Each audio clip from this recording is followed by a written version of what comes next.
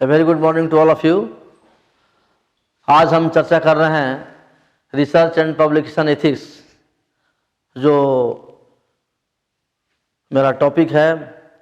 उसके जो main contents हैं, इसमें मॉड्यूल नंबर 1.3 है nature of philosophy. Very interesting. दर्शन की प्रकृति क्या हो सकती है? प्रकृति अपने आप में फिलॉसफी है।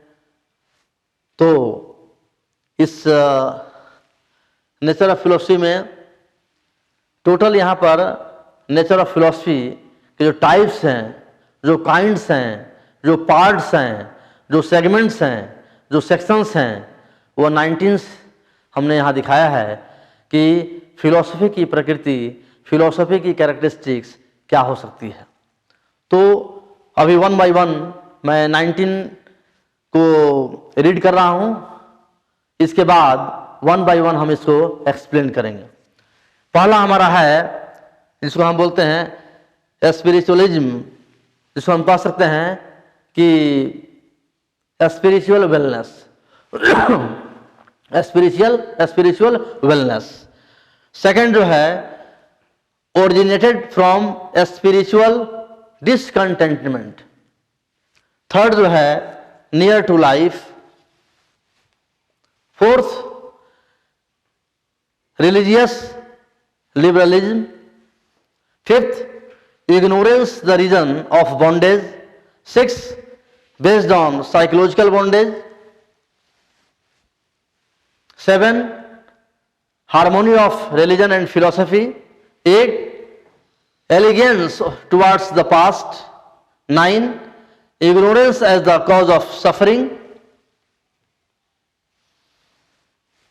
10 suffering or pain. 11 realization of moksha. 12 rebirth. 13 belief in niyam and sanyam. 14 toleration. 15 support to the theory of moral order in the world. 16 liberation. 17 yoga and exercise essential for liberation. 18 pessimism.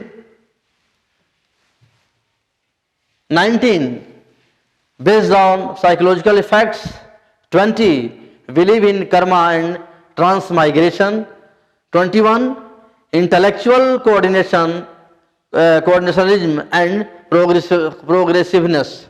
This is the types, kinds, section, type is of nature of philosophy. अब हम चर्चा करेंगे first point, जो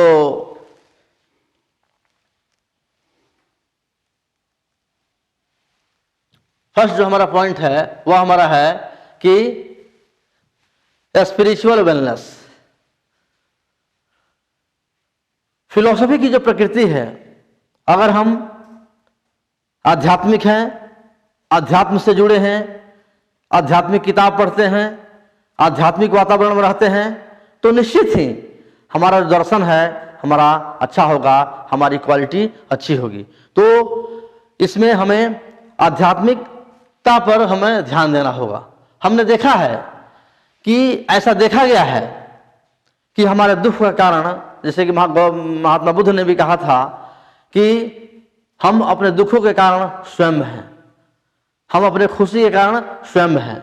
जैसे अगर हमारे अंदर अगर आध्यात्मिक असंतोष हो, स्पिरिचुअल डिसकंटेंटमेंट हो, तो हम इतना अधिक दूसरों से अपेक्षा पाल लेते हैं और उसके अनुरूप अगर मुझे उसको प्राप्त नहीं होता है तो हम दुखी हो जाते हैं। ये वाइस वर्सा भी है। जस्ट फॉर एग्जाम्पल, यहाँ एक फोटो दिखाया गया है, एक चित्र दिखाई गई है, पिक्चर दिखाई दे गई है कि एक दो पति पत्नी एक दूसरे से इतना अपेक्षा रखते हैं और जब फुलफिल नहीं होता है तो उनके रिश्ते में क्या आता है, दरार आ जाता है, जिसको कि हम कह सकते हैं कि एक दूसरे के प्रति आध्यात्मिक थॉट्स का, स्पिरिचुअल वेलनेस का अभाव है। थर्ड जो प्रकृति है कि हमारा जो जीवन है वह कैसा होना चाहिए, नियर टू लाइफ, तटस्थ जीवन। किसी भी परिस्थिति में किसी भी काल में, किसी भी खंड में, किसी भी जगह में हमें एडजस्टमेंट होना चाहिए। ऐसा नहीं है कि हम जहाँ जाएं वहाँ भीड़ नहीं हो, हम जहाँ जाएं वहाँ शांति हो, ऐसा नहीं होना चाहिए। हम भीड़ भाड़ इलाके में भी हम हर जाति हो, धर्म हो, संप्रदाय हो, क्षेत्र हो, इसमें क्या हो, एक सामंजस्य स्थापित करना चाहिए। अगला जो पॉइंट है वो हमारा है कि रिलीजियस लिबरलिज्म।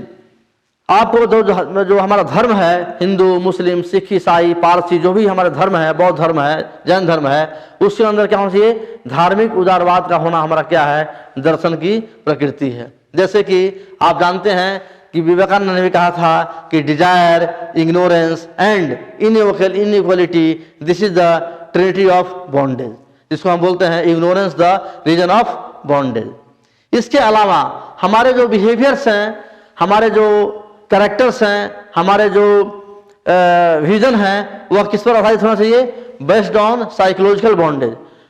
कई बार परिवार में, समाज में, फ्रेंडशिप में, ऑर्गेनाइजेशन में हम न चाहते हुए भी दूसरे के सेटिस्फेक्शन के लिए, दूसरे के लिए हम क्या करते हैं, काम करते हैं। ऐसा होना चाहिए। ये इसी को हम बोलते हैं बेस्ड ऑन साइकोलॉजिकल बॉन्डेज। इसके अलावा हमारा जो विश्वास है सभी धर्म में होना चाहिए, चाहे वो हिंदू हो, चाहे वो मुस्लिम हो, चाहे वो सिख हो, चाहे वो ईसाई हो, चाहे वो पारसी हो, चाहे वो यहूदी हो, किसी भी जाति धर्म संप्रदाय का हो, उससे हमें मेल मिलाप करके रहना चाहिए। यह मुझे दर्शन बताता है। इसके अलावा एलिगेंस टुवर्ड्स द पास्ट, हमारा जो देश, हमारा जो राष्ट्र, जो अतीत में जिन ऊंचाइयों को पाया है, जिस प्रतिष्ठा को पाया है, समय समय पर उस डेट्स को, उस तिथि को, उस दिन को, उस महीने को, उस वर्ष को अवश्य याद करना चाहिए। जैसे 26 जनवरी है, 15 अगस्त है, 2 अक्टूबर है, 5 सितंबर है, कोई भी डेट है, उसको याद करके उनको नमन करना चाहिए, आभार व्यक्त करना चाहिए। ये बहुत जरूरी है। यह मुझे कौन सिखाता है, दर्शन सिखाता है। इसके अलावा भगवान बुद्ध ने क्या बोला कि ignorance as the cause of suffering, हम जितने भी दुख का कारण है वो हमारी क्या है, अज्ञानता है। जैसे the cause of all pain and suffering is ignorance, यह बात सही है। हम जितना ही अज्ञानी होंगे उतना ही हमारे दुख का कारण अधिक होगा। नेक्स्ट, सफरिंग और पेन, हमारा जो दर्द है उसकी देन कौन है, हम हैं। आज बात ही बातों में, छोटी छोटी बातों पर, चाहे वो व्यक्तिगत हो, चाहे वो घर हो, चाहे वो समाज हो, चाहे वो राष्ट्र हो, हम अब इतना गुस्सा हो जाते हैं, इतना एरोगेंट हो जाते हैं, जिससे क्या होता है, ब्रेन हेमरेज हो सकता है, आपकी परेशानी आ सकती है, आपकी दिनचर्या बदल सकती है। जिसके कारण कौन है, यहाँ देखिए इस तस्वीर को, एक व्यक्ति दूसरे की बातों को सोच करके अपने सर को क्या कर लिया है, यहाँ क्या देख रहे हैं, रेड। इसका पूरा हेड क्या है, रेड है। पूरा हेड क्या है, रेड है।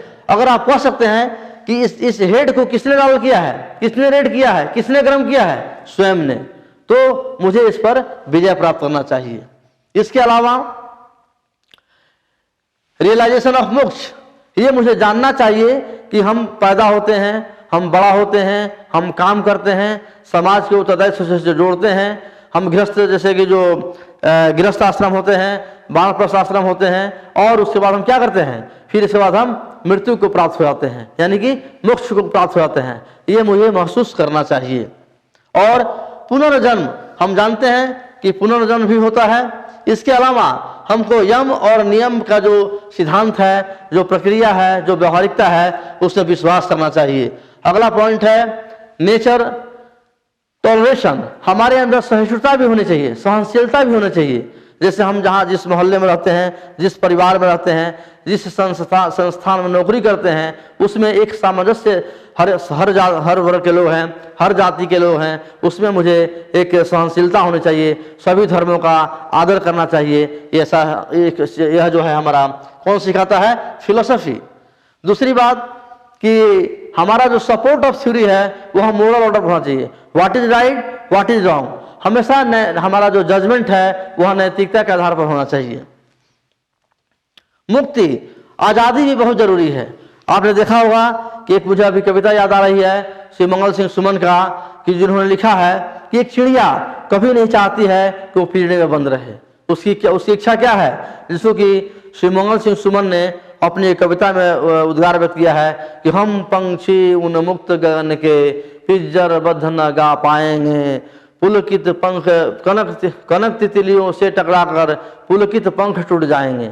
चिड़िया बोलती है कि हम खुले आसमान में हम विचरण करते हैं, उस सोने के पिंजरे में, सोने की कटोरी से हमारे जो कोमल पत्ते हैं, पुलकित जो हमारे पंख हैं, वो टकरा करके टूट जाते हैं। वह पिंजरा सोने का मुझे पसंद नहीं है। मुझे क्या चाहिए? आज़ादी चाहिए। ये भी हमें दर्शन सिखाता है। योग भी बहुत जरूरी है। योग भी क्या है?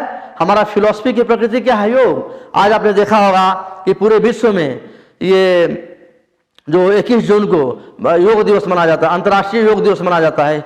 इससे हम सरकार की हम तारीफ भी कर सकते हैं, हम आभार व्यक्त भी कर सकते हैं। जो भारत की हमारी सभ्यता थी, जो भारत की संस्कृति थी, जो पहले, उसको हम आज भी एक अंतर्राष्ट्रीय स्तर पर उसको हम ले गया है। और अभी मैं एक छोटी सी घटना बता रहा हूँ। इस लॉकडाउन में जब देश कोविड-19 से गुजर रहा था, तो उसमें मैक्सिमम लोगों ने योग से जोड़ लिया था, मैं भी जुड़ा। तो उसमें बताया गया कि अगर आप अपने को स्वस्थ रखने के लिए सेल्फ थैंक्स और सेल्फ लव का होना भी जरूरी है। योग करना भी बहुत जरूरी है। यह भी एक नेचर की एक फिलॉसफी है, या जो नेचर ऑफ फिलॉसफी है। अगर हमें क्या होना है? आशावादी होना है। जैसे बहुत वेल नोन प्रोवर्ब है कि अगर कोई ग्लास आधा पानी है, तो हम क्या कहेंगे? ये आधा भरा हुआ है, न कि ये कहेंगे कि आधा खाली है। इससे हमारे सकारात्मकता और नकारात्मकता का विकास होता है। जो नेक्स्ट पॉइंट जो हमारा है कि बेस्ड ऑन साइकोलॉजिकल फैक्ट्स, हमारे दिमाग में बहुत सारी बातें एक साथ आती है, न जाने कितनी बात, असंख्य बातें दिमाग में आती हैं, लेकिन सबका जवाब, सबका निर्णय, सबका उद्गार, उसकी जो होना चाहिए वह मनोविज्ञान के आधार पर होना चाहिए। मुझे कहाँ क्या बोलना है, कहाँ क्या करना है, यह हमें दर्शन बताता है। और इसके बाद believe in Karma and transmigration, हम जन्म लेते हैं और हमारी मृत्यु होती है, हम मोक्ष को प्राप्त करते हैं। ये मुझे हमेशा याद करना चाहिए। यहाँ देखिए चित्र में कर्मा और रीइंकार्नेशन के बारे में बताया गया है। सब हम जन्म लेते हैं, बड़े होते हैं, और बड़े होते होते अपने जीवन के प्रति दायित्व को निर्वाह करते हुए एक दिन दुनिया छोड़कर हम चले जाते हैं, जिसको हम क्या बोलते हैं? Believe in Karma and transmigration. यह उसके बाद जो नेचर ऑफ फिलॉसफी है, ये डिस्कस करता है इंटेलेक्चुअल कोऑर्डिनेशन और प्रोग्रेसिवनेस का, जिसमें सारे पॉइंट्स है कि हमारे अंदर एक इंटेलेक्चुअल एबिलिटी होना चाहिए। सिर्फ पढ़ाई से हमको ज्ञान मिल जाता है, लेकिन कहा जाता है कि knowledge comes but wisdom lingers. Knowledge comes, ज्ञान आपको आ जाएगा, लेकिन बुद्धि देर से आएगी। एक व्यक्ति जब सही ढंग से, सही तरीके से पढ़ाई करता है, उसको चिंतन करता है, मनन करता है, स्पेकुलेशन करता है, एक्सप्लेन करता है, एलाबोरेट करता है, इलुस्ट्रेट करता है, इनुंशिएट करता है, तब जाकर के उसके बारे में एक थॉट्स आते हैं, आइडियाज आते हैं, तो वह व्यक्ति इंटेलेक्चुअल कहलाता है। तो मेरे अंदर इंटेलेक्चुअल एबिलिटी, इंटेलेक्चुअल ब्यूटी भी होना चाहिए समय समय पर। आज इतना ही। अगले क्लासेज में हम मॉडल नंबर 1.4 की चर्चा करेंगे। Thank you.